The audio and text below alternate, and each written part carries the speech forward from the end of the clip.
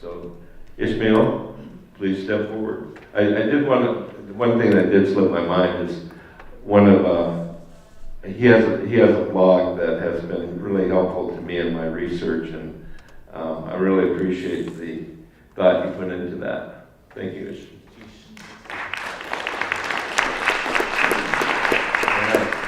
Thanks, to cut you on an example that Ken Grant and George Bennett, Paul Marx were said yesterday was to acknowledge some of the special people on your father's side, on your father's relatives. So I see Sonny Jehek, I see Achlich Kusid, Kudeshtet, Carol Brady. I see the Tagwe D was mentioned. There's also Tagwe D in my lineage. My grandfather's people, Tagwe D. There's the Wushkitan, Kayasan, and Yanish Tuk. This is your land, and I'm just grateful to be on your land here. And that's also part of my lineage is the Wushkitan, going back some generations. And if I forget or miss anybody, please excuse me. There's Dr. Wadi Yakshet. I think so. Ross, or is that Kagwantan? Forgive me if I overlooked. Well, just in a few minutes that I have to share, I wanted to talk about how the stories with spending time with the elders that we have now. I've heard from Paul and Ken. I've heard some amazing stories and history from the elders that we have today, and some who have passed on just recently, such as Cyril George, and how we can connect the research, connect the texts that are out there, and then utilize the work that's, there's some really amazing work that these gentlemen produce. Whether that's, my focus tends to be more on the stories, but I've also really on Peter's, just because of reading his essay, which was The Sword and the Shield, and then it was expanded into the book, A Dangerous Idea. Just from reading that, I wanted to spend a few years studying, because I just didn't know about William Paul and about my great-grandfather and Frank Johnson working with Clinton Haida, and Fred Paul, and all these amazing leaders in the Alaska Native Brotherhood, and even the founders of the Brotherhood and what they did. So that's really an incredible book. And Sergei's both Symbolic Immortality and Memory Eternal, these books, just to, were recommended to read. There's elders, there's people who are very knowledgeable in the culture who recommend, his work, and I think that's an amazing thing, and so it's one reason I have sometimes feels like I have potlatch fever, and I think it was from,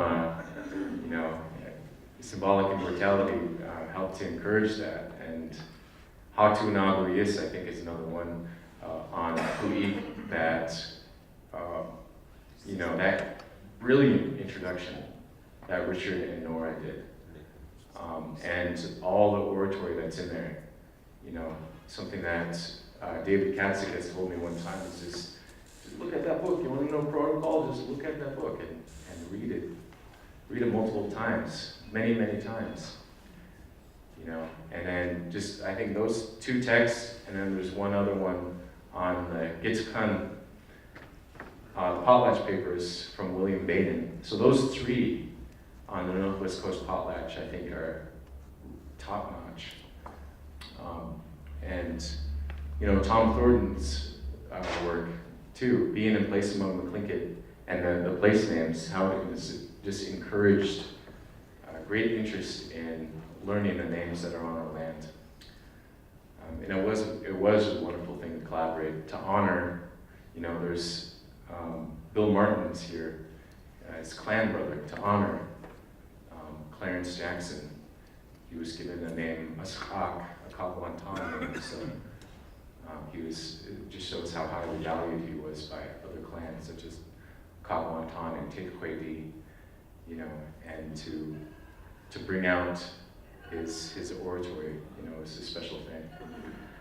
So I think what the stories that are out there, the research and the hundreds of hours of recordings that Nora did, it helps to piece some things together. I just thinking on kick study history, my grandfather's clan. Really, I say it's my grandfather's clan because, I've been welcomed fully into the clan, accepted fully as a Tlingit, but we know we go by our mother's line, so that's my father's father, John Hafgeb. Studying that, when we hear about that clan migration history, and then piecing all the things together, maybe there's a little blind spot in the history, and then it just helps to pull it all together. I was thinking, why does A.P. Johnson always tell the mosquito story, the Takba? And then to realize that that's from way back when people lived in the interior, and there was my great-great-great-grandmother, Amelia Sloan Cameron, who said we came from the Nass River. And of course we know this raven story, the Box of Daylight story, is from the Nass River. And then how that mosquito story helps to tell us from the beginning, going back there. And then how we traveled, and the long journey that we traveled, how we went to Kiks Helm Bay, is what it's known as. And then while we were there with on Qatlaqu, the flood story, the flood happened. And then they say that Tom Ucas tells this story, and he tells it with a raven story. He was a Rainbow Kiksadi. How when the flood happened, the raven encouraged the people. He said, make yourself a canoe, make a canoe. And so they all made a canoe, and then they made it up to Tafkunakosha. And that's a mountain that Tom Ucas, and also we know that Tafkwedi and Tukahadi, that they're one. And Paul has told me this, that they claim this mountain as well. That they went up to the top of this mountain, and it's from the raven encouraging them. And then after the mountain, after the flood, the rivers were dried out, is what Tom Ucas said. And I know there's other elders who have a different version of the story, but the raven bringing back the water from Banuk happened after that, because the rivers and the streams and lakes and ponds, or the fresh water was all dried out after the flood receded.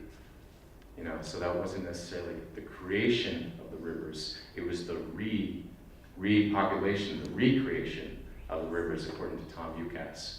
And so that's all a part of, you could trace one clan's history that connects and ties into the raven stories.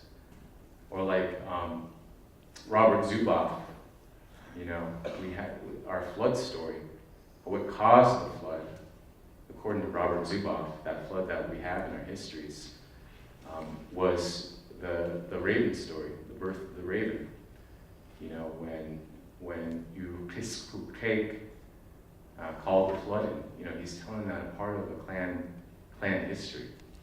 And so it's so neat to have these connections between, like George Davis Kakwan Ish, one of our great storytellers. He's from the Takdentan, Ken's clan brother.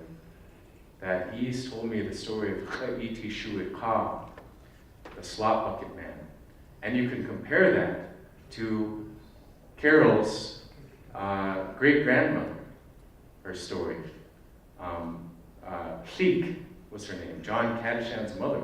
It was documented in Tlingit myths and texts. So we have a living tradition bearer who tells a story in Tlingit, and then we also have this amazing version by Carol's great-grandmother.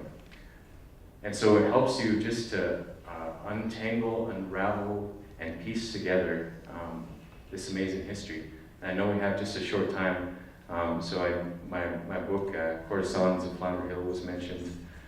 I highly recommend Richard Downhauer's Benchmarks. It's beautiful. We read a lot from it last night. And the Raven book, the story, the Raven story is the Tom Ucas story I mentioned is actually going to be in that book. And so that there's so many Raven stories from so many of our great elders. George Davis, Willie Marks, Tom Ucas, as I mentioned, Robert Zuboff, Susie James, Catherine Mills, and many more that a number of us are just helping Nora and with Richard with his work, like James Crippen and Carrie Eggleston and Lance Twitchell. Kathy Reddy is helping to edit and put it all together. You know, that we're working on it to support them complete that book. And I think I'll leave it there. Just some thoughts on the history and how that just helps us tie it all in. That it's not, we need our living tradition bearers. We need our elders, whether they know Tlingit or not. I've learned a lot from Carol Brady, you know, a lot. Just her life story. Her amazing book, you know, her amazing book. Through the Storm, Toward the Sun, I believe is what it's called. It's highly recommended. It's her autobiography. You know, we need our elders, and then this documentation helps us to just piece it together, and it's only alive through that relationship that we have through our elders, I believe. Otherwise, it feels foreign. We don't know how to place it. We don't know how to put it together and have a compass for it. So, thanks so much.